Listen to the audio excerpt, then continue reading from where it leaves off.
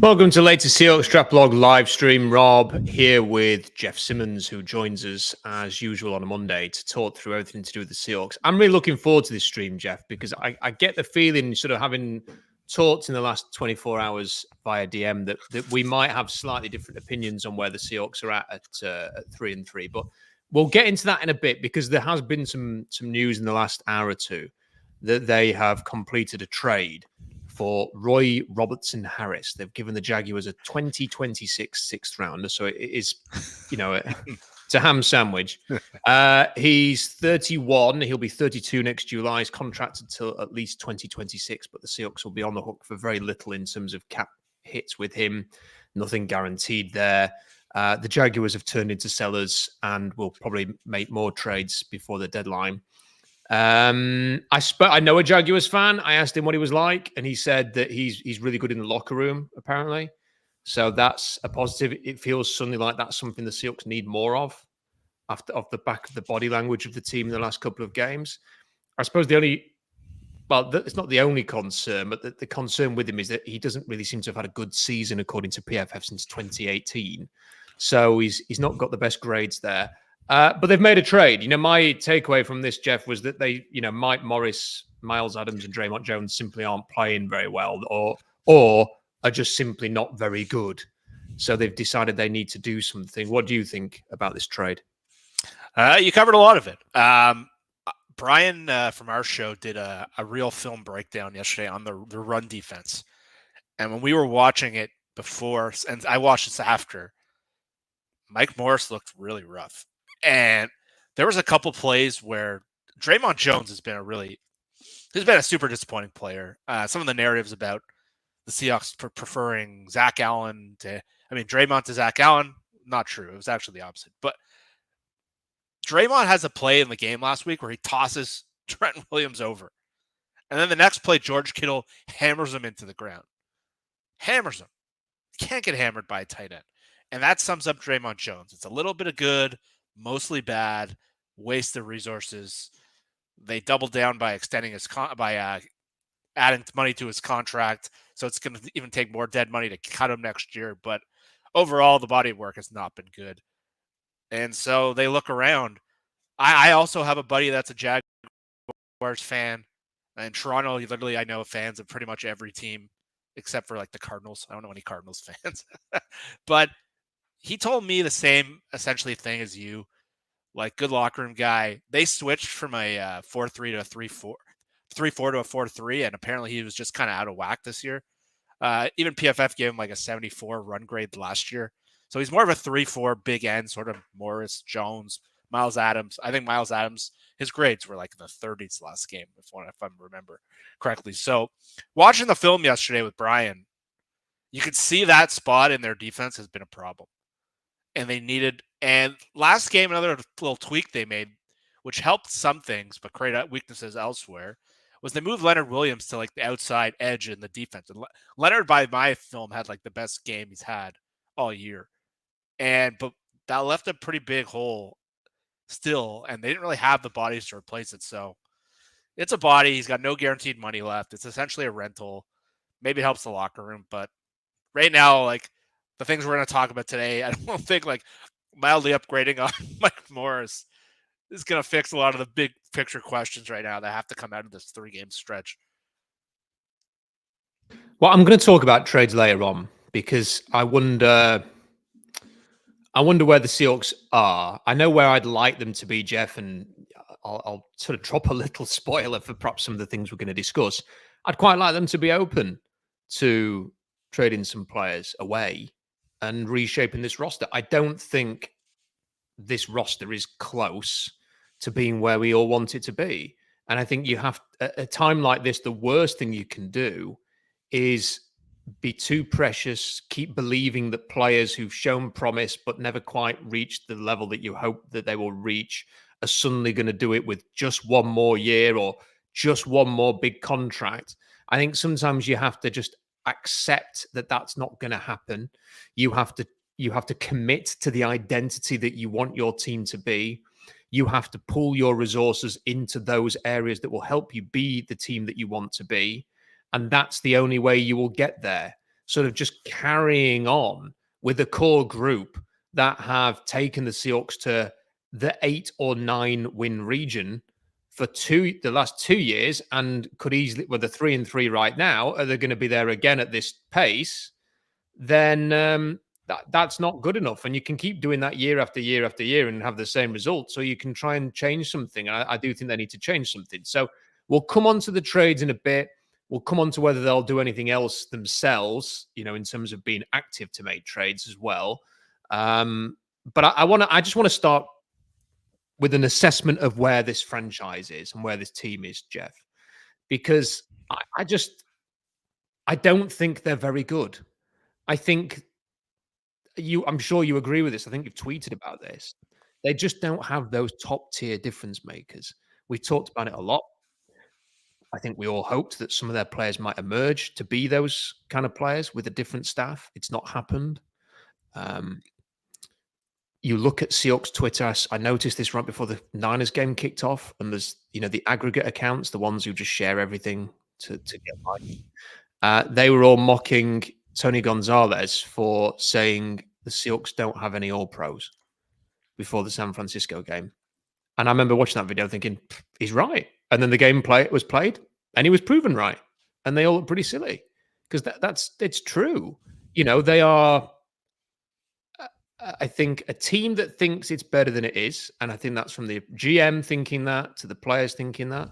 I think they're finesse, but with the idea that they don't want to play a finesse brand of football, but they are a finesse team.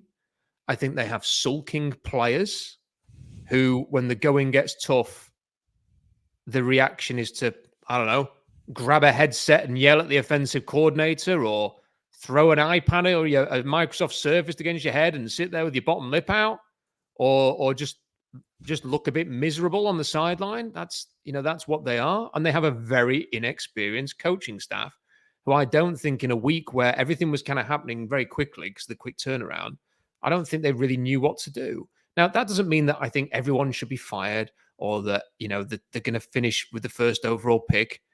But I have to say, Jeff, that these last 3 games were the big tests and they failed every single one.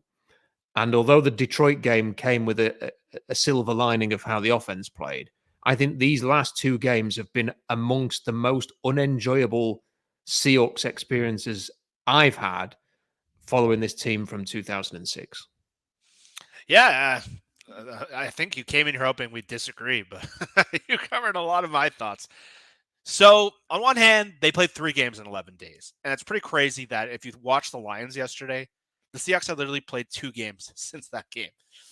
So, you've seen the Saints also going through the 3 games in 11 days. They gave up 50 points yesterday to the Bucs. So, that thing is real. Some of the issues there. But if you're zooming out and you want to be really honest and objective about, and it was my big takeaway coming out of that Niners game. A lot of people have turned to McDonald and Grubb, and I get it. They had a lot of expectation. But I think the last 3 games is simply a wake-up call about the state of their roster and a state of their... And we've all talked about their draft, and they've drafted... If you look at player by player and all the picks they could have made, there's not a lot of picks where they're like, they really blew this, or they really blew this. But there's a theme about team building and construction. And if you want to see like the perfect example, I don't think it's repeatable, but the Lions are the perfect example. All of their picks are designed with the same philosophy. They've really got the players. Now they've gotten super lucky. Like Trayvon Walker over Aiden Hutchinson.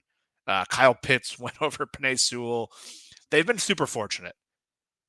But there's been a theme with how they've drafted, and they've addressed the most important spots on the field. And they've gotten Aiden Hutchinson, before the injury yesterday, was the best defensive player in the league. I think Sewell's the best right tackle and maybe the best offensive lineman in the league. But there's been a real theme with how they've built. Seattle's been kind of a collection of mismatching of players, but things we've been talking about for years are coming back to roost. And it's just, they've started to make better changes where they've invested their money. And I think that comes down to some of McDonald's philosophies. But when you're a team that has a horrible offensive line, when you're a team that's best players or wide receivers, those 2 ideas don't work. To have a great passing game, you need to have a good pass protecting offensive line. And when you have a bad offensive line like Seattle does, any game can be a struggle. And then they right now look just disjointed on offense. because they want to run the ball. It's their philosophy. But we've been criticizing Schneider and Carroll for this for years. They've never really built a team designed to run the football. And then they go out and draft running backs. So years of roster planning and years of roster decision-making has led to this mismatch of a group. But the thing that was most concerning is they've hit on some defensive talent. They have talent on defense. I'm not going to come out and rip their run defense, but I still watch them play. And you look at the other side and you see Nick Bosa and you see Fred Warner. Anytime you play Seattle, San Francisco, those two guys have a massive impact on the game. And I'm not expecting the Seahawks to be able to build like a 2013 roster. But when we played San Francisco those years, you had guys like Doug Baldwin and Marshawn Lynch and Cam Chancellor. And anytime we played those teams, you knew like Doug Baldwin had a big game. And those guys just wanted to be great. And you look at the Seahawks, and look, Devin Witherspoon's a really good player. I don't know, but at a corner, he's a player you could kind of avoid. So we don't know how well he's doing. A lot of people are going at him. I don't think that's the issue. I just think of the group overall. I don't know if this is a scouting issue. I don't know if this is just a hole in their identifications or just bad luck. But I wonder who's the guys that dare to be great? Who are the guys that are going to be great? They have talent. They don't have blue chip talent, but I think this goes beyond talent. I think this is a mental makeup issue. I think the sulking thing you hit on was perfect. And Lombardi and Belichick always talk about this, but your best players have to be your best leaders. Obviously, there's a situation you could bring in a Randy Moss near the end, but DK Metcalf, I think he kind of embarrassed himself last week. And that's a game where the 49ers' best corner was out. You need him to be an alpha in a game like that. Charvarius Ward has done really good against him. And really, since that game in Philadelphia as a rookie in the playoffs, we really haven't seen DK Metcalf almost take over a game. And you watch A.J. Brown come back yesterday, similar prototype. They went to the same school, good friends.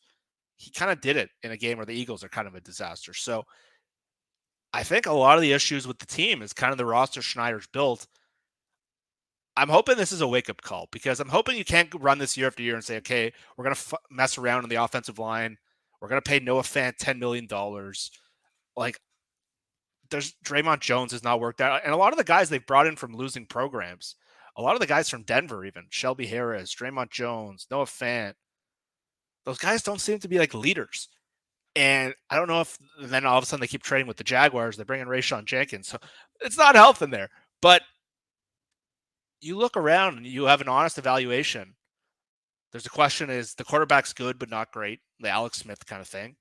We saw it at his worst. But then you look at Detroit and you're like, the whole team building makes sense. And I think a lot of the issues, a lot of people are going at McDonald because he's supposed to be the defensive guy and the defense has been bad. But I think the roster construction is really the issue. And it's something we talked about for years. They've had a couple of good drafts, but that problem just doesn't go away overnight. The good thing is it's fixable. You look at the Chargers, for example, they have the worst wide receiver group in the league. But in one offseason, they went from being this finesse kind of flashy team with Brandon Staley to being tough. I'm hoping these guys learn a lesson. But until they fix that problem, they're going to look like this disjointed team year after year, and I don't see how they can fix that right now. Here's the issue, and I think everything you've said there I agree with. The Chargers changed coach and GM. Yeah. And everybody knows what Jim Harbaugh and his hand-picked GM are going to do. Yeah. And they are going to make that team a trenches team. And with the Lions, they changed the GM and the coach. And they came in, and with Dan Campbell, this is the kind of team we're going to be. We're going to build this team. And, you know, it's kind of a bit like the Seahawks, really, because what did they do? They picked up other teams' disposable players and then said, come and have a home with us. We'll turn you into something serviceable. They've done that with the quarterback. They drafted players who the rest of the league was scratching their head about, but hey, we're going to take them because they fit us.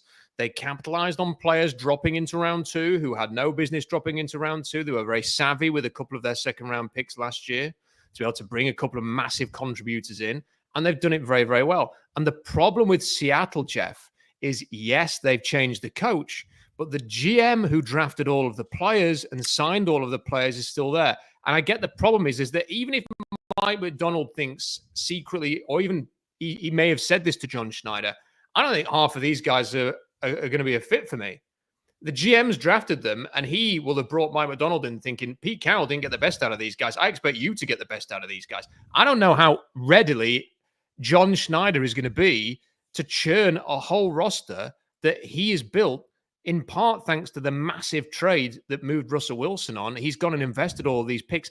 This is how he was going to be judged, how he spends the picks from the Russell Wilson trade. If he's now going to turn around and go, yeah, do you know what? All those guys that I drafted and even beyond that, and the guys that I've signed, and Draymond Jones, the big splashy signing that we made, I made a mistake there, and now we need to rebuild the whole team. A new GM coming in with Mike McDonald would have had absolutely no qualms about moving any of these guys on. Nothing to do with me, moving on, different identity. John Schneider has got his fingerprints over the entire roster. I don't know if he's willing to do what the Lions and the Chargers have done. And I completely agree with you. I wish that he was prepared to do that. I think you have to be aggressive. Do you have to consider trading DK Metcalf? Yes, we will talk about that a bit more in a bit.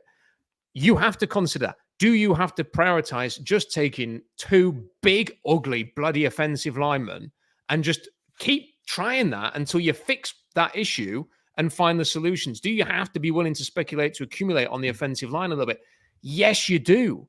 You know, you have to, if you want to be big, bruising, bullying Baltimore. I watched the Ravens. They're hitting in a way the Seahawks did not hit yesterday. Look at Kyle Hamilton. They flagged him and then they picked up the flag because it was a legal hit. And they took someone's head off in that game. Like, you look at the Steelers. The Steelers haven't had a quarterback in years. If they did, watch out, because they played sort of physical football. They'll hit you in the face. They just don't have anyone who can throw the football right now, and haven't had that for a while. But Jeff, if you want to be one of those teams, you have to build to be that team. The Seahawks haven't been built to be that team. As you keep saying, they've drafted receivers and cornerbacks with their highest picks. They're even like Charles Cross. Whatever you think of him, he's a pass-protecting, athletic tackle. He's not a muck and nettles, I'm going to chew glass for you offensive lineman, like the guy that the Chargers took this year in the first round. So they've built this team to be finesse, but they want to be something else. If they want to be something else, you've got to be aggressive now, Jeff, and you've got to be honest with yourself about the state of this roster. Yeah, and I think you're dead on. And this is why this season's a big wake-up call. If it goes like this, if you're running the Seahawks ownership, you have a question, do I bring back the guy who ran this thing, or do I put a mandate out they have to change what they're doing? And I think the last 3 games should have been a wake-up call. Now at this point, like, playoffs are out the window to me. I'm looking at the NFC standings. There's too many good teams. I want to see if they can fix some of these problems and start to build something meaningful. A lot of people, again, are going to turn to McDonald, but the whole thing comes back to Schneider. If they keep trotting out a bad offensive line, you can't be a tough team if you have a bad offensive line. There's no way. They set the tone for everything. And the Steelers this year had been a weak offensive line. They invested very heavily in that spot. Unfortunately, Fautano got hurt, but Zach Frazier's played really, really well for them. And they've been tougher. And you nailed it. In Baltimore, they have a very clear identity in every pick they make. They let some offensive linemen go. They're developing guys, but you still watch them play. They're a run-first team. They don't try to pass the ball. And you look at the Seahawks over the years, like Smith and Jigba. Like, I loved the guy when they took him. At the time, I thought they needed a guy like that to operate that offense. It was a hole in their offense. And nothing wrong with Smith and Jigba. He's pretty much what I thought he'd be.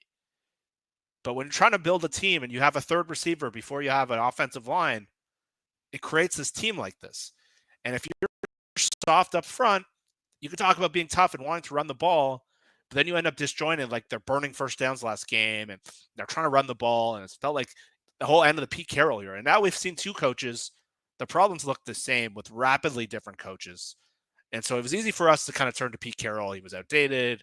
And I'm not saying Pete's off the hook because there was a lot of issues I think he created. But if the season goes like it's gone the last 3 games and not much has changed, it's so obvious what the problem is. And you want to be a team. They're kind of like a team without a country right now. Like, they don't have an identity because they're just like, sure, they throw money at the defensive line. They brought in some personnel, but like, they just don't match right now. And there's a lot of teams like that in the league. Like, you watch the Cardinals play. They had all this draft capital last year. And you watch them, and they're still this hot mess. And you watch some of these other teams, and then you see Detroit and Baltimore. The 2 model teams right now if you're building rosters. And they're built the same way. Every draft pick they've made kind of works in conjunction with each other. So Schneider has to look in the mirror, because if not, we're just going to keep pushing the same problem. And there's so many teams right now in that muddy middle. They're doing the same thing. I think the team they see next week, Atlanta, they're kind of in the same boat. They're last in the NFL in pressure rate, and they passed on pass rushers for years. And again, you just look at all these draft picks, and they're still they're just throwing talent everywhere, but they've never really tried to build a team. And it's for years, it's like, I understand what you want to be. There's just so many players that have come to the draft. You're like, this should be a Seahawk. But they seem to like highly athletic edge rushers and running backs. And it's like, you missed the opportunity to build your roster. Like Sam Laporta is such a perfect Lion. And again, people are going to turn that on Devin Witherspoon. And I don't know who you could have taken instead of Devin Witherspoon. He's a hell of a player.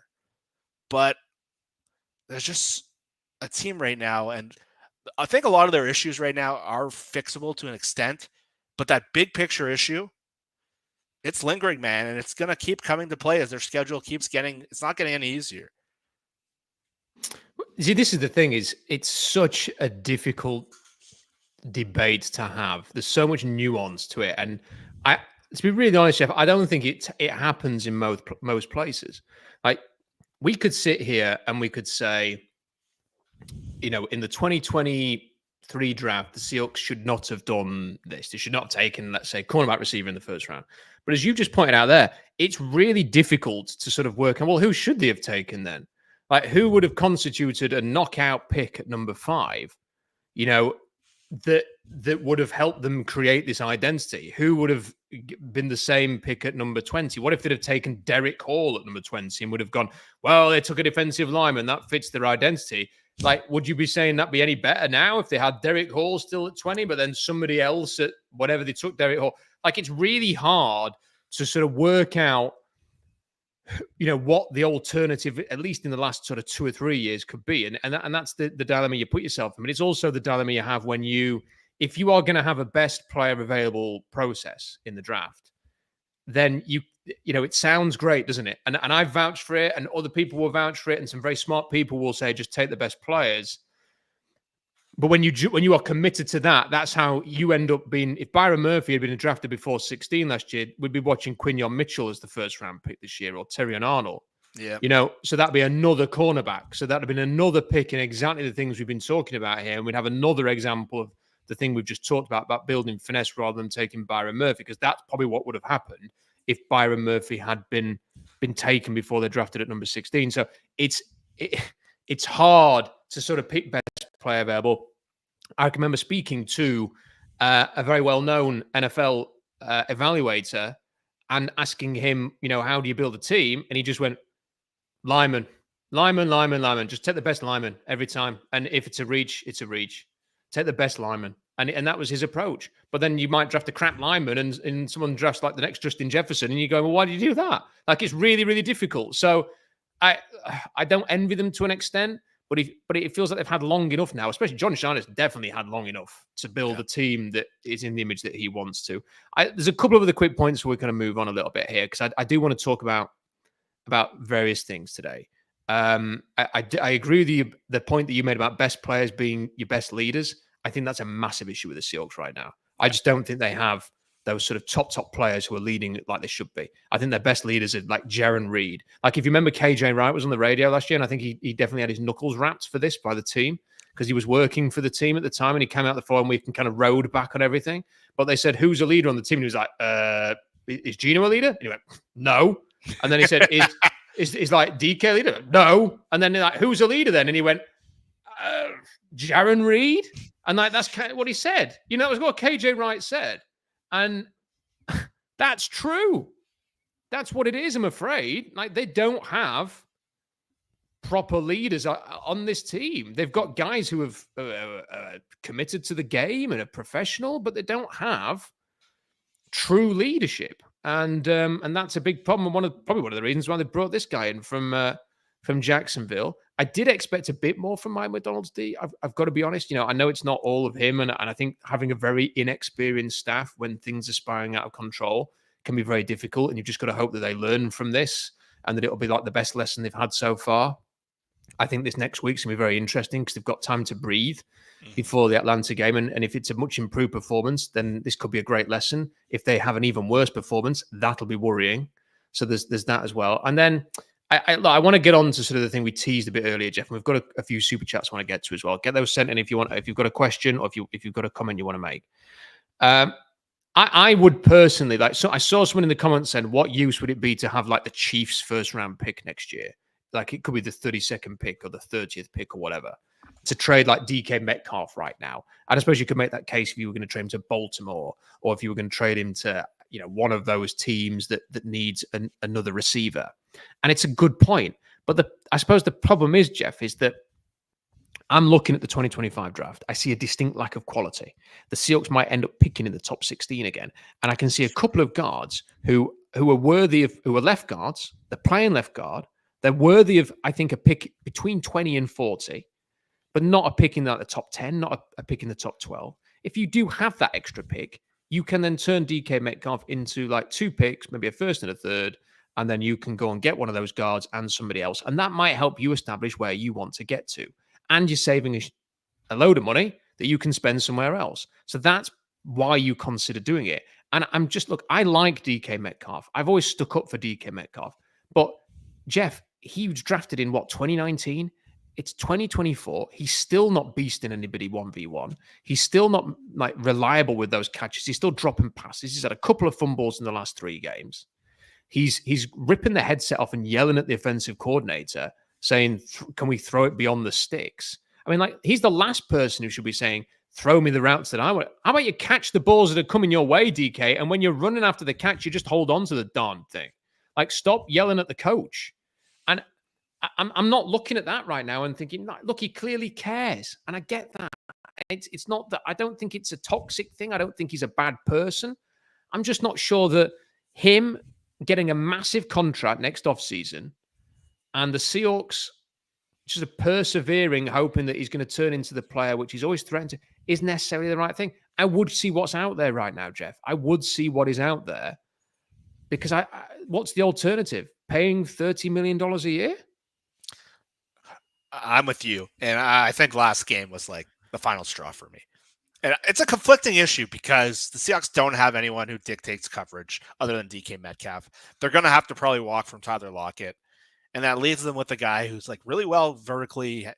He's the only guy in their team. And then you're creating like a huge hole in the position group. But again, I just think it sends such a bad message to the team when, if you're going to pay this guy top of the table money, $35 million or whatever he's going to make, and you're kind of seeing it with the Cowboys. You want to think of the example. The Cowboys paid CeeDee Lamb $35 million, and he is great. He's a great player. He's a better player than DK. And the Cowboys are left. They're still a team with no identity. They're a team that can't run the ball. They're a team that's super reliant on the quarterback. And if Dak doesn't have a good game, they have no chance. I think that's what the Seahawks become if they make that trade. And there's probably a good case the Seahawks and Cowboys are kind of similar. And even with Lamb playing really well, they're a team that couldn't win in the playoffs. And I just look at the opportunity cost of what you can trade for him, what you could kind of do. And again, that puts a ton of pressure on their draft, and they have to use those picks wisely. But again, I just see a team with a bad offensive line. I don't see how valuable a number 1 receiver is. And sure, if you want to build around the quarterback or you had the perfect scheme to build around it, I get it. And again, I really like DK. He's a good player. He is probably their best player. But I don't get the sense he's someone who like dares to be great. I think he's just very happy with what he has. He clearly works hard, but I don't think greatness is what he cares about. And like last week, the guys in the Niners were kind of chirping him for getting under their skin. Just a bad look for him, in my opinion. Sure, he could have got a 60-yard touchdown if Kenneth Walker knew to stay still, but still, the game was kind of over at that point. And I think the damage was already done. And I'm with you. Like, I'm at the point where, like, I want to see the roster reshaped. And again, it puts a ton of pressure on Schneider. And if he goes out and he goes to Kansas City and looks great, yeah, maybe we look like idiots. But again, you don't want like the Tennessee Titans thing to happen where they trade A.J. Brown and then they just end up with this hopeless football team. But I think there's other reasons for that. They don't have a quarterback. They don't really have an identity. They don't have a running back anymore. So the worst thing you can do is become the Titans. But again, I'm looking at the Seahawks and I'm like, okay, what's the path to creating this next identity? I think they have to reshape their roster. And again, I don't think it's a DK Metcalf pure problem. But if I'm being honest, I think putting $35 million into him just accentuates the same problem they have now. And especially when Lockett comes off, sure, a lot of their money is more easy to accept, but you're kind of left in this team that has no identity. And I don't see how you're kind of just constantly, they'll cut Lockett and then they'll cut Draymond Jones and they'll have 18 million and they got to fill 20 spots. I just think you're keeping the cycle going. And I think the Seahawks have to take a risk like that. It'll be tough to swallow for sure, but I think there's many reasons just from a roster structure standpoint and just things. I'm just sick of DK kind of making it more about himself than the team. And I want to see him act like an alpha. That Philly game was the best I've seen DK. He took over the game in the playoffs. I just haven't really seen that since. Is that a guy you want to invest $35 million into? He sulks when things don't go wrong. And again, even if he's as good as CeeDee Lamb, you still up in a situation where you just don't have a complete roster. And you can even look at Cincinnati. Cincinnati is a great example where their best players on their team are receivers. They have a great quarterback.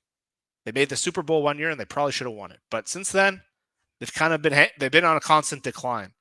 They're 2-4. They barely beat the same Giants team that we're all crushing the Seahawks for yesterday. They had trouble with that defense. And then you're left with this team can't run the ball. They don't have an identity. And I just don't like teams that are structured like that. It's the antithesis of how the Ravens are built. I think wide receivers should be the last piece of the puzzle, not the first piece.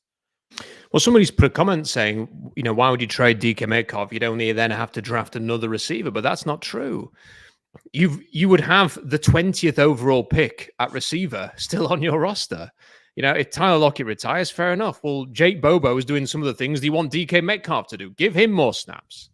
You can find receivers in round, like look at the Packers. They've got a whole bunch of players they've drafted in the middle or later rounds who are contributing for them. Do the same. Like I could reel off a whole bunch of receivers who are in this draft class coming up who are probably going to go round 3, round 4, round 5.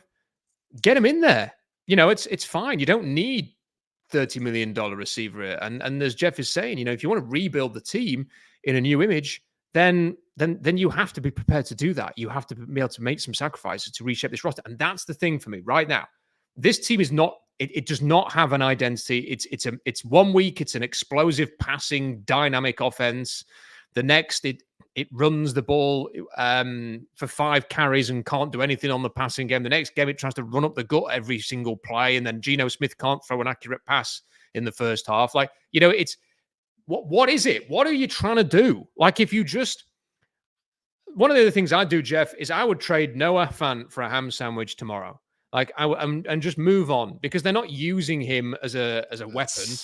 There's no point in him being here. Like, just move on. Just like take whatever dead cap hit there is now and just move on.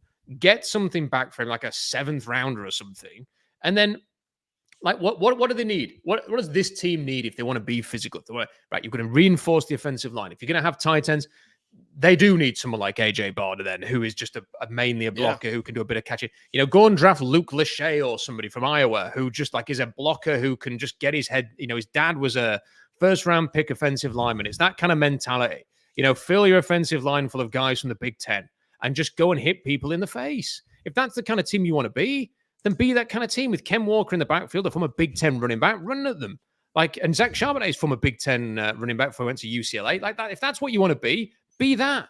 But don't say you want to be that and then sort of fill in with defensive linemen and keep drafting receivers and cornerbacks. And that's the frustrating thing. Like, please. And the only way they're going to be able to do this is if John Schneider has it within him to be honest about the roster that he's created and that it needs to change. And that is my biggest fear. It's not even about John. Like, I know a lot of people are turning on John and they want to get rid of John or anything like this.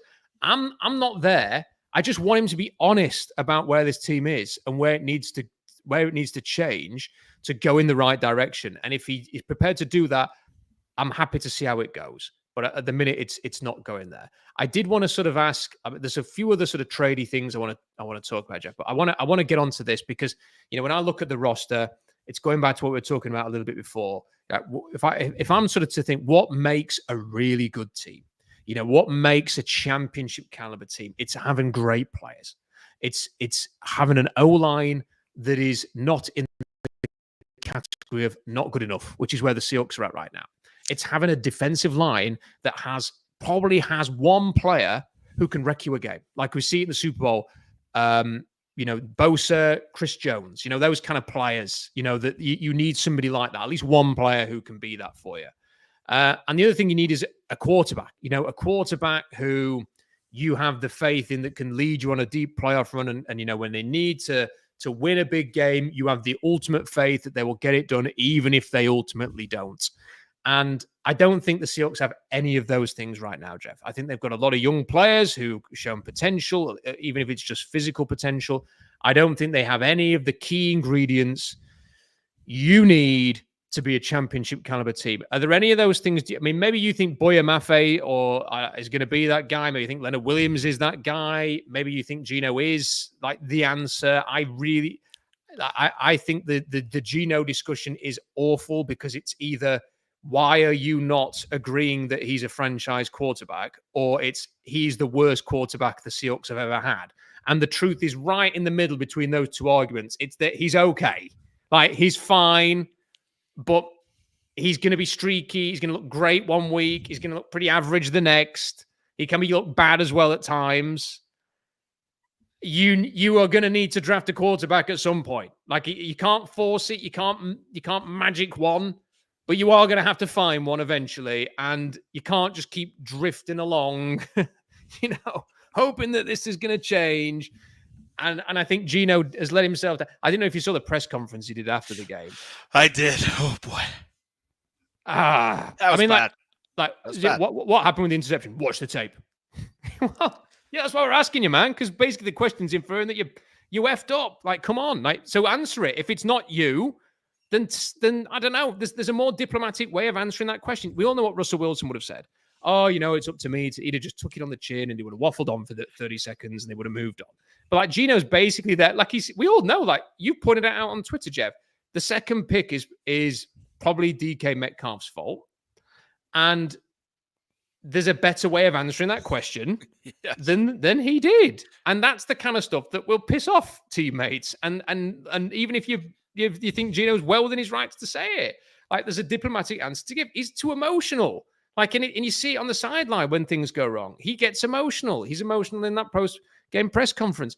And you really need your QB to be ice cool. He needs to be the CEO, even if that means that some of the other players on the team think he's a dick.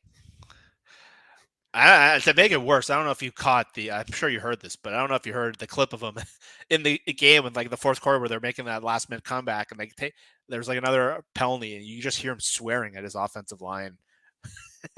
It's what the F are you guys doing? And it's like, oh boy, Geno, this is not. And then the press conference comes out and it's like, it was bad. Like, again, when you remember KJ's reaction last year, it's like, this guy's not a leader.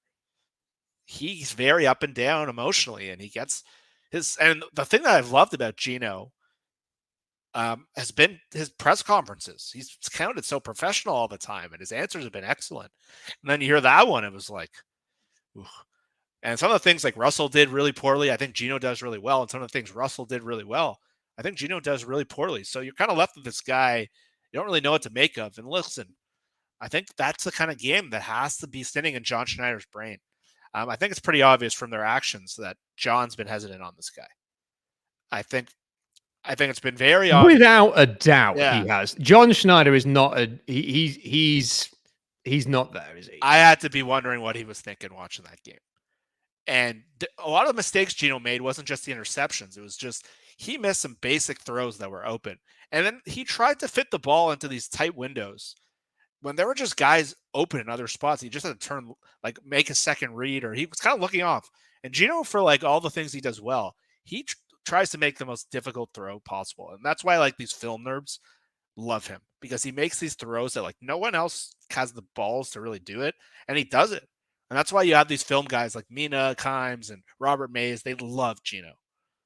But I think if we're objectively evaluating, even me and you were talking after like one of his best games, and we're like, let's see the San Francisco game. And I'm not here to dunk on Geno. Like, I've been acknowledging how well Geno's played, and I talked about it in our show last time. I talked about his strengths and his weaknesses. But I think Geno is just a big thing for him. How does he play against the best teams? Can you get over the hump with him at quarterback? And then he comes out and has his worst game of the year. He's throwing off his back foot and then kind of starts sulking around after. I didn't love his body language in the Giants game. And I think on the field, he's not Alex Smith in terms of playing style. He's actually nothing like Alex Smith, but I think the conundrum with Geno is the same thing they came to. And I don't want you thinking I think Geno's Alex Smith. Geno's arm is far better than Alex Smith was. Alex Smith was like a check down merchant. Same thing. But I think you're left at the same point. And I think to a further extent where the Cowboys are with Dak and why there was so much debate over his contract. And I think Dak's like a better version of Geno, but I think Dak has been overrated by a lot of the analytics people because of his advanced numbers. But I think when I watched him, I've come to the same conclusion that he's good and he's enough to kind of make you think you're okay, but I don't know if he's great. And I think Geno's kind of at that Alex Smith level where he does some really good things. You can be a winning team with him, but are you going to pay that guy $50 million and just hamper? I'm not. I think I'm happy to pay him where he is now. But I think at some point the team's going to need what John Schneider's called the guy who alters the room. And I don't know if that's going to have to be a rookie at some point. And I don't want again, everyone's like, let's pay Geno now after his great games. And I'm like, why don't we wait and see? And you want to pay guys now. Let's talk about Trevor Lawrence and Dak. It's like, there's always an urge to pay these guys quickly. Why don't we wait and see? And the body of work has indicated at times Geno looks great. He's had 2 MVP level games this year, but there's now been 6 games and a couple others he's been okay. And then on Thursday he was bad. And I'm not paying that guy $50 million or else you just become the Jaguars. Jeff, I mean, that is a great point because there were people sort of calling for him to be paid, get him paid now, or at least they were calling for it. They were suggesting it as a suggestion, as a possibility. And it can't be. Like, this is a problem that a lot of teams are getting into. You're paying enormous elite salaries for non-elite players. Like, there are very few quarterbacks in the NFL, maybe about 5, who warrant a salary that is going to affect you to the extent of a 50 million plus contract. And most of the ones who have got those contracts are not in that 5. Like, it's a Mahomes, it's Allen, it's Lamar. It may well be Jaden Daniels in a few years. We will see. But, the Lawrences, the Loves, even the Goffs, think of all the players, the Tua, they're not worth this money. And Geno wasn't worth this money. And just because that's what the market value was, it doesn't mean you have to pay it. And if they had paid him that kind of a contract 3 weeks ago, we'd all be turning around now thinking, what have they done? Like, they'd be getting hammered for that because he is, at the end of the day, a quarterback who he shows. I've always kind of felt about him, Jeff, that he's got great physical tools and probably underrated physical tools to anybody outside of Seattle. Yeah. He can make throws that a lot of quarterbacks can't make. And when he is on it, he can look really good as a consequence. And there have been times this year, like the New England game, he carried the Seahawks on his back and got a win. He's got that within him to beat a team like New England when the rest of the team is a bit crap and you just need Geno Smith to get you over the line. He can do it.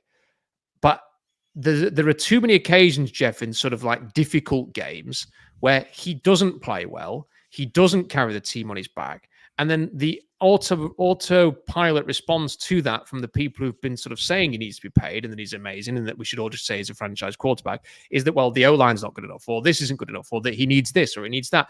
And it's like, well, but that's the point. If you're going to pay someone $50 million, they elevate you beyond that. And the thing that I felt watching on Thursday night was I'm watching Brock Purdy scrambling around. When there was pressure, he would get out the pocket and you think, well, he's going to throw it away. Oh, no, he's thrown it 30 yards to Kittle, or he's, 20 yards to Deebo Samuel or something. Like, he was actually creating and doing things that he hasn't done in previous seasons and looked really good doing it. And that was the thing about Russell Wilson, is that Russell bailed out the crap O-lines for so many years because he was such a creative extending force. So it made a massive investment worthwhile for a period. Geno doesn't do that kind of thing, and he is a lot more dependent on other things. And he is just a quarterback that, right now, he is the best option for the Seahawks because Sam Howell's not the answer. Oh. And they've not passed on anybody in the draft who you think, wow, that was a huge whiff. But this is the problem, Jeff, with being this kind of a team, and this is what worries me probably more than anything else. And people can have their opinion on whether it's a justified concern or not. Is I just don't see how you solve this without being really bad and happening to, I misspoke there.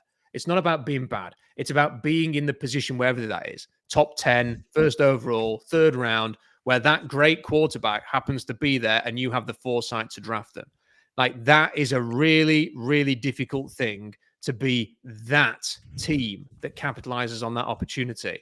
And along with repairing the O-line and finding a star pass rusher, the Seahawks also need to find that quarterback. And all three of those things are really difficult. And that's what worries me a bit, Jeff, because I'm a bit concerned that they will continue to struggle to solve those problems, and therefore they will continue to be a bit muddled in their identity, and they'll continue to be a team that has enough talent to be average, but not enough to be great, and too much to be crap, so that there's no real sort of shift and pressure to change. Like, this feels to me so much like a team that's going to win its last 2 games, finish 9-8, and everyone's going to go, roll it back to next year. Like that, and that's never a good thing. Yeah, and the danger is exactly what you said, because even these games they played awful, they've had chances to win all of them. And so that's where I was conflicted yesterday, where I watched Tennessee play Indianapolis. I watched a lot of that game. It was awful. We talked a lot about Will Levis, and if you want to be depressed about the state of the NFL, watch that game. And you watch that and you're okay, the Seahawks are kind of further along. And then I watch New Orleans play, and I watched a bunch of games, and I'm you know what? Maybe it's not so bad. Maybe I'm just, and then I watched Detroit play, and I'm okay, everything I thought has come full circle now. So yeah, that's the tricky part. And that's the thing about this season. This season does, I think it might be a silver lining, have the chance to unravel to the point where their schedule coming up is pretty hard. And if they can't get this defense figured out, I think there's a point where they're going to be drafted in the top 10 this year. But again, this is not the draft where I'm thinking you're hoping to get your franchise quarterback, or you're not taking a guard 9th overall. There's no Quentin Nelson there. But again, they got a lot of problems. And that's why I at the end of the day, I'm hoping that reality hits them in the face. I think they need to accept what they are. I think they need to make the adjustments to their program. I think McDonald knows what he wants to be. When you listen to him talk, it's very clear what he wants to be. And the problem is right now, their linebackers are so bad in run defense, and and then some of the safeties have been awful in run defense. And then someone like Jonathan Hankins is playing way too many snaps because of the injuries, and he's just wearing down in the middle of games. And they just don't have the roster to be the team that these guys want. You look at Michigan versus Washington last year, they have all these coaches and then they have these coaches from Michigan, but the Michigan team is what we all want our team to look like, a big physical team. And that's where, and the problem with the quarterback thing is exactly what you said. So much of it is luck. The 49ers have Brock Purdy. They took him with the Mr. Irrelevant pick. They traded 3 first-round picks for Trey Lance. It's so unfortunate from the Seahawks perspective is if they don't get Brock Purdy there or someone else drafts him, that team is tarnished. They would have had to bring back Jimmy G or pay Kirk Cousins, and they would not be nearly in the same spot they are now. And it takes that fortune and that luck, and the Seahawks got it with Russell Wilson. They struck gold. But again, you look at all these quarterbacks, unless you were in the top 3 last year, I don't know. I would have been thrilled getting J.J. McCarthy at the 15th overall pick. And that Michael Penix would have been a lot more interesting. I wonder if the whole mode of the franchise would be a lot more interesting right now if Penix was lying around there. But that's the thing. It's got to be luck, and that's why I think my goal is if you get a quarterback, great. But I just need them to fix the offensive line. I need them to go in with the Chargers mentality. Offensive line is as valuable as any position on the field. Jim Harbaugh had a quote in the offseason when they didn't take Malik Neighbors. He said the offensive line is a skill position. It's the only position that affects every unit on the team. Until they fix that problem, it's going to be a constant cycle of this. And I think Geno Smith is at the point where I think you're going to have to make a hard decision on him and consider walking away at some point, because he's going to want more money. He's playing based on the market. There probably is a market for him. And I think if the Seahawks they have these kind of polarizing decisions coming up on Geno, on DK, with these holes, and they're left with the potential of just being stuck, not becoming like a Carolina, but you don't want to become Jacksonville. And the Jacksonville was one of these promising teams 2 years ago. They made bad decisions. They made some bad draft decisions. They overreacted to the quarterback. And now they're one of the most hapless franchises in the NFL. So the Seahawks have the potential to go either way on this one. But that's why, to me, I'm not looking at playoffs anymore. I'm not looking at okay, what do they need to do to win the division? I want to have an honest evaluation. Can they solve the problems on defense? That's number one. Number two is, can somebody emerge from this team as like a stud or a leader? And are they going to face reality at some point? Or are they going to keep rolling this problem forward and keep pushing things along? Because, like, you're right, Noah Fant is a guy like, sorry about that. I would trade I that think guy. that was a perfectly timed sneeze, quite frankly. You know, Yeah. Noah Fant. My body Let's just go. Yeah. like I did understand why they signed him. I would trade him as well. I don't think he fits the mentality or the identity of what you want to build. We're kind of left as this average team with an average roster that's kind of stuck, kind of going through mediocrity. And it's a scary place to be, because how do you get out of that without luck? And some people think it's bottoming out. For some people, it is. Some people think it's a big trade. Sometimes it is a big trade. Detroit traded Stafford. That's what kind of got that whole thing going. And I don't know. It's going to be really interesting to me to watch. Like, my expectations have completely reset, and I just hope we can start building something here the rest of the year, because I'm with you. This last two games were as hopeless as any game. It felt like the Pittsburgh game last year, and Hank clinging on to barely try to beat Mason Rudolph in the playoffs. That was as low as a feeling as any of us has felt, and last 3 weeks have not felt great. It might not be. People are going to hate me saying this, and it might not be the worst thing in the world if they finish 6-11 or something like that. I'm with you, man. If we're being honest and big picture, I think there's a lot of upside to that. There's no benefit to another 9-8 type season, exactly, where you convince yourselves that just one more draft or one more free agency period will get it going, or one more year of development.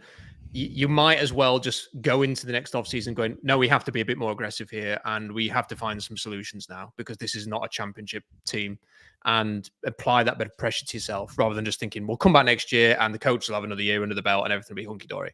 It probably will be better. And I think there's every chance that, having gone in, and this is the thing, Jeff, and this is what annoys me about this fan base sometimes, is that it's almost like it feels like you are held to your starting opinion, and you are not allowed to ever change your opinion. I, in the offseason, thought everything was set up for the Seahawks to have a much better season than they're having, or they've shown they're capable of in the last 3 games. And I'm adjusting my opinion. I now don't think that a 10-11 win season is going to happen. I think they're much more likely to have a far more difficult season than this. But I don't feel like I have to.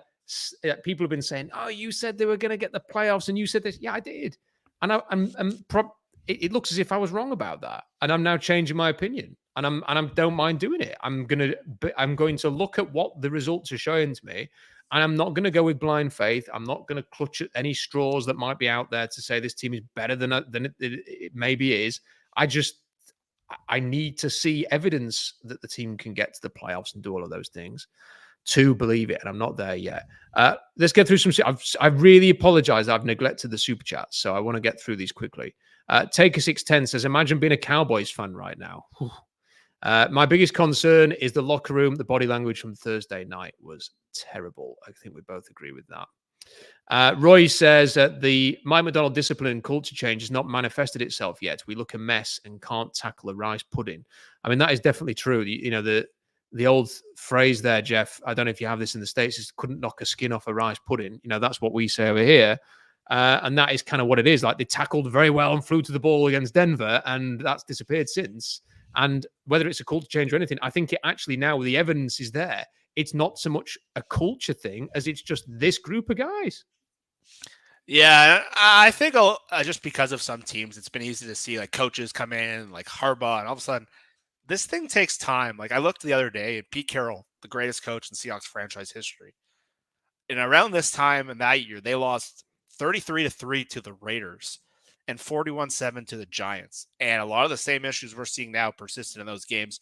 And Pete Carroll thought this team was so soft, they hired Tom Cable off that Raiders team who got fired to help increase their toughness. So we've seen this happen before. And I'm not just kind of letting McDonald off the hook. I have some questions about his staff and things me and you talked about, but I think this is going to take time. And if you just have a group of players that isn't tough, or they're soft, or they're the wrong people, that's not going to be fixed in 6 games in one training camp.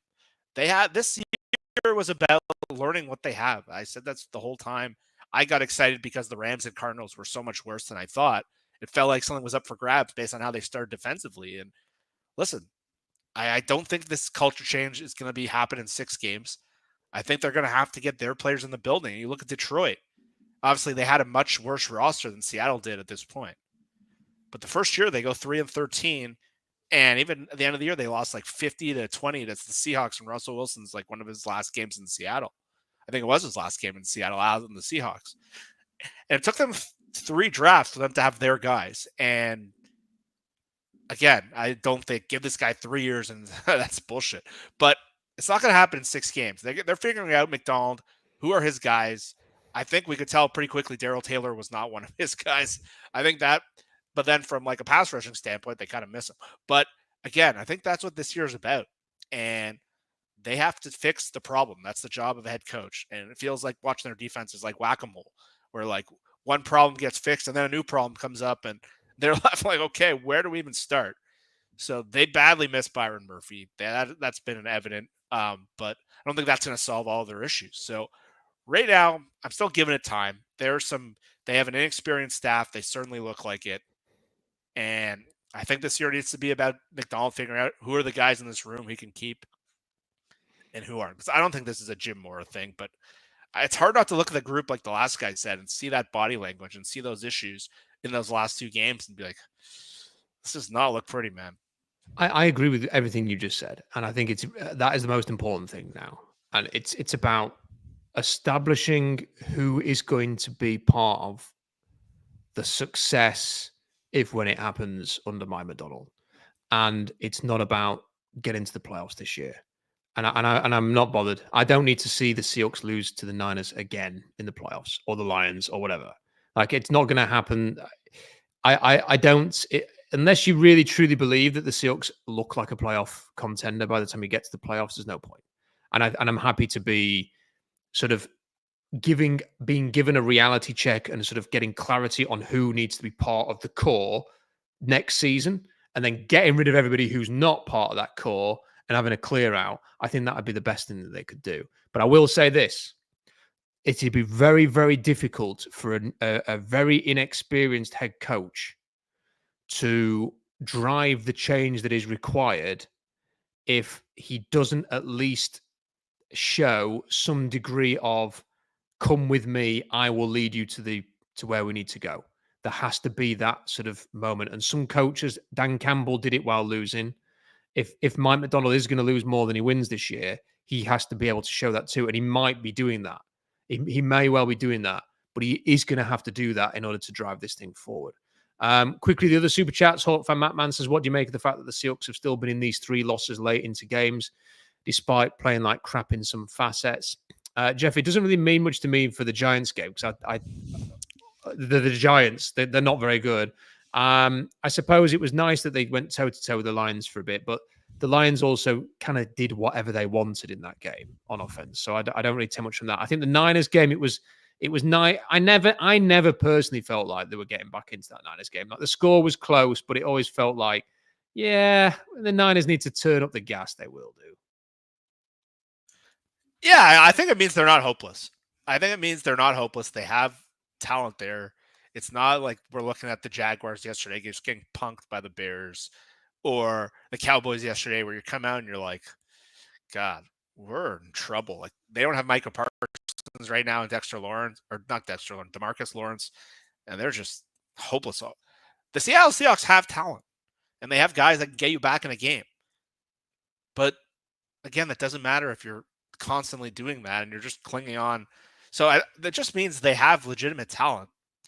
I just don't think this is like a roster you need to blow up. I think they need to restructure a little bit of it, but there's stuff to work here. They have legitimately good players at some spots, but still, I think all the questions we talked about are for real. But again, Geno Smith isn't a horrible, disastrous quarterback. He looked great look at him versus Dak. But again, I think we got to be real of where we are. And I think it's a good sign, obviously, from their roster standpoint that they can compete even playing like crap. But I think it's a bit of false hope. Yeah, I think the best way to describe this team, the title of the video, I think, is something like "What's gone wrong with the Seahawks?" But if it was like broadly, how do they get to where they need to go? It's they probably need to embrace that they need a 2-year transition to the identity that they want, as opposed to just trying to get there with this current group. That they're not going to do that. That there needs to be some honesty and some changes to the way that they're structured and built and the way that they've invested in certain positions. And we'll see if they're prepared to do that. Because as I mentioned at the start, my concern is that the GM, having built this team, will be loyal to this team and will keep trying to win with this team with this kind of approach, rather than just being prepared to go, okay, we're going to move him, and him on, and we're going to go and take the Harbaugh Chargers approach to offensive line from now on. Peter says, no question, just appreciate the show during this break. Appreciate that, Peter. Much appreciated all the super chats. Mike says this is exactly, I think it's on about the trade today.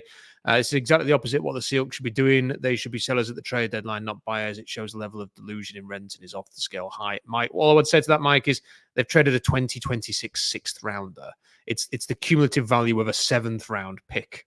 Whoever they would draft with that pick is very unlikely to even make it out of camp. Like they cut a 6th round cornerback out of camp this year. So I'm not going to lose any sleep about them adding somebody who, if we're talking about culture change, if we're talking about, getting different kind of characters who you can win with, if this guy is a Red Bryant type in that regard, this could be one of the best 2026 6th rounders they spend. I mean, if they'd have given away a 3rd round pick next year for them, Jeff, I'd be completely agreeing. But this is a 6th rounder, not next year, but the year after. Yeah, Mike, I understand what you're saying, but I think you're way off there. It's a nothing burger pick. And I think they actually do need to do moves like this, because I think they need to reset the kind of people they have in the building and take chances. And you remember what Pete Carroll and Schneider did when they first got here? They had 280 transactions, and that was a team that was as bad of a roster and as bleak as a roster as any team. So if they traded like a 2nd round pick like they did last year, like Mike is right. That was the delusional move that, Rob, you properly crushed. And you think of the 2nd round pick, the 47th overall pick, plus the $21 million they ended up paying a year for Leonard Williams. That's a ton of investment that, even as well as he's played, I don't think they've gotten the return on that. And so you look at their team, and again, they're trading top 3 picks.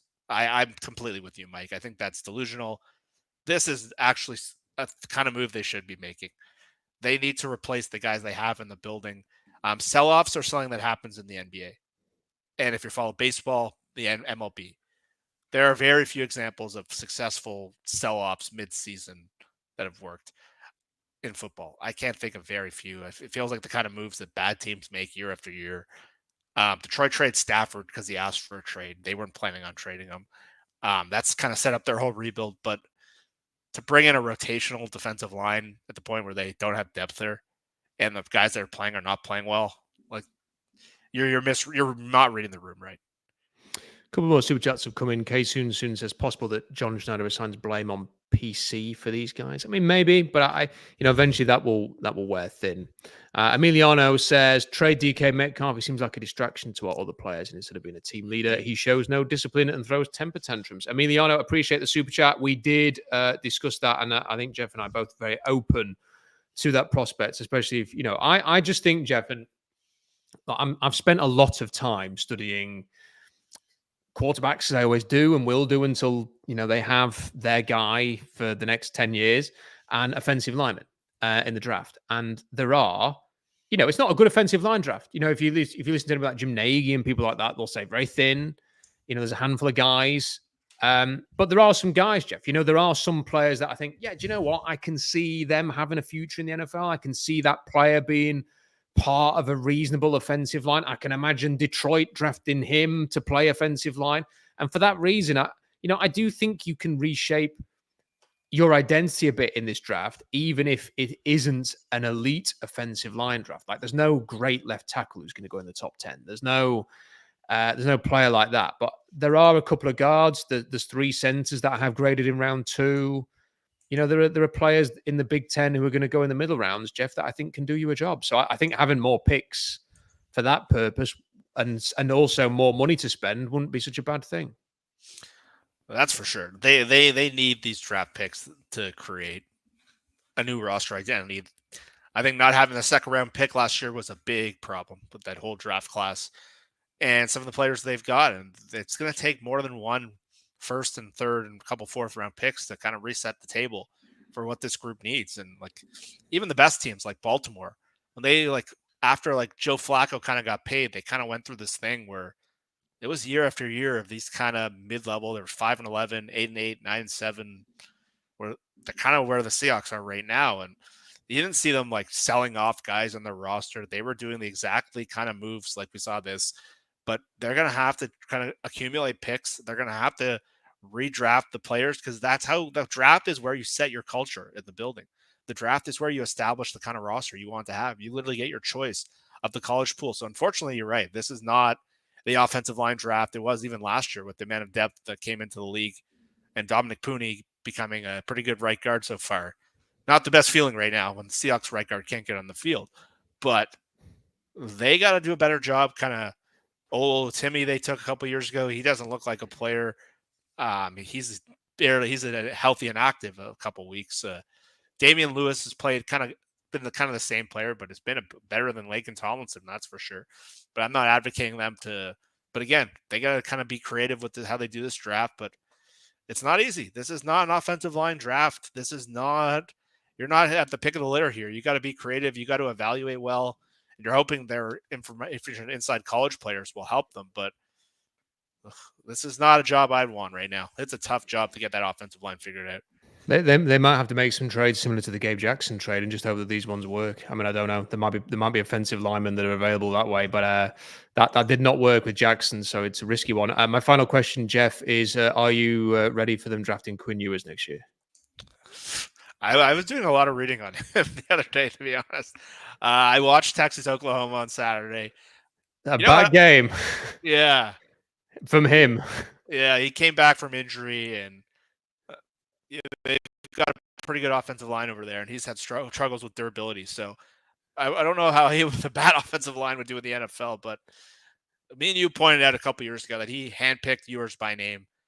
And it's always kind of lingered in the back of my mind. And the way they're going to be drafting, there's that range where there's Jalen Milroe and Ewers. And I watched them play. I hadn't sit down and honestly watched a full college football Saturday in years. I usually just watch after the season when I study for the draft. But the Seahawks Thursday thing, I'm like, okay, I'm going to watch. And I watched all the quarterbacks. it was a fun college day, but I don't know how many of these are great NFL prospects. But well, it was a rough. I mean, just very quickly, because I know we've kept you way too long again. But I think Ewers was evidently rusty. The thing with Ewers is that he does. It's hard to sort of explain it. I've tried. There is definitely natural talent there, and I think there will be scouts who think he can be special. The problem is the durability, like you've said, and how inconsistent he's been. And that was another example of that at the weekend, where he was throwing all over the place. Like he was throwing high, he was throwing wide, he was throwing short. He didn't look comfortable at all. And then you look at the rest of the class, like Jalen Milroe was awful on Saturday. He was absolutely awful. Like he is not, I do not understand the first round talk with him. He's a mid-rounder. Cam Ward has managed to win a couple of really close games against Virginia Tech and California, where he's played pretty awfully until the last couple of drives. I don't see him as a high pick. And then you've got like Shadur, who I don't know if you saw this, Jeff. Like Shadur Sanders had an 18-yard penalty for an intentional grounding, which was really avoidable. Then came back and threw a 40-yard downfield pass on the next play to get a first down. So you're going awful one play, genius the next play. Then he come back on the next play and threw it straight to over the head of his receiver and straight into the hands of a safety who didn't even have to move. So it's so boom or bust. And then you keep going down the list, and it's just full of guys that you think well, that's not too bad. And even Garrett Nussmeier, who's probably played as well as any of the quarterbacks in terms of technical ability, had a couple of absolute shocking throws at the weekend, but then had a lot of good throws. So it's not the kind of class that you can get excited about. But I just, Jeff, as you mentioned, I've just got this feeling that John Schneider is going to like Quinn Ewers. And I think because of the injuries and maybe some of the inconsistency, I think he might end up being in range for Seattle. I also think it might be that a team just goes, F it, we need a quarterback, like the Raiders or somebody like that. And they end up taking him in the top 5 because there's nobody else. I could definitely see that happening as well. Yeah, I was back on the mock draft websites today just to see kind of who's in front of them. And let's see. Cleveland, I don't know what they're going to do with quarterback. The owner seems to control that situation. That's the worst contract in maybe NFL history or in NFL. Yeah, for sure. There's Carolina. There's the Rams. There's Tennessee. There's New Orleans. There's Vegas. There's Miami. There's a lot of teams in front of them right now with quarterback questions. So it's a weird year right now where you're right. Someone might just be like, F it, we need to take a shot. But I don't know, man. I can't get that Ewers thing out of my head. I just see him as the guy that Schneider's going to like. And I think they might be like, okay, we're going to put our money elsewhere and kind of go with this guy. And I would not be shocked. So I'm going to have to watch him a lot closer. I think you've had a really good read on him for kind of a year and a half now. He's gone better at some things before he got hurt. I think the big step I saw from him this year when I watched him play earlier was he was getting better at moving in the pocket movement. I think that was an issue for him last year. He was really stepping up under pressure, but durability is a big concern with him, and he's not a super big guy. And so they're going to have a tough schedule now that they're in a tougher conference, and we're going to see them play in the playoff most likely. So well, they've got Georgia next week. Yep. So that's there's going to be Seahawks scouts at that game. Let's be real. There were, and I agree. I've got a feeling about him, and I think if you like him, you'll talk up that Alabama win last year, and you'll talk up Michigan this year, and even the Washington playoff game where he played quite well. You'll talk up those games. We'll see. There's a lot of positions the Seahawks have to consider and a lot of time to consider them. Jeff, always a pleasure. Thank you for your time as always. I'm sure everybody has absolutely loved that conversation today. So thank you for your time. Love having Jeff with us. SeahawksDraftBlog.com for more analysis. There's already a big scouting thread. I've done it already from the weekend. If you want to go and check that out on SeahawksDraftBlog.com. Please subscribe to the channel. It all helps. 40% of you do not subscribe. So please do subscribe. Thank you for all of your super chats. If you could also leave a like for the video, maybe even consider just leaving a comment in the comment section, even if it just says Go Hawks. That would be really appreciated as well. Until next time, bye for now.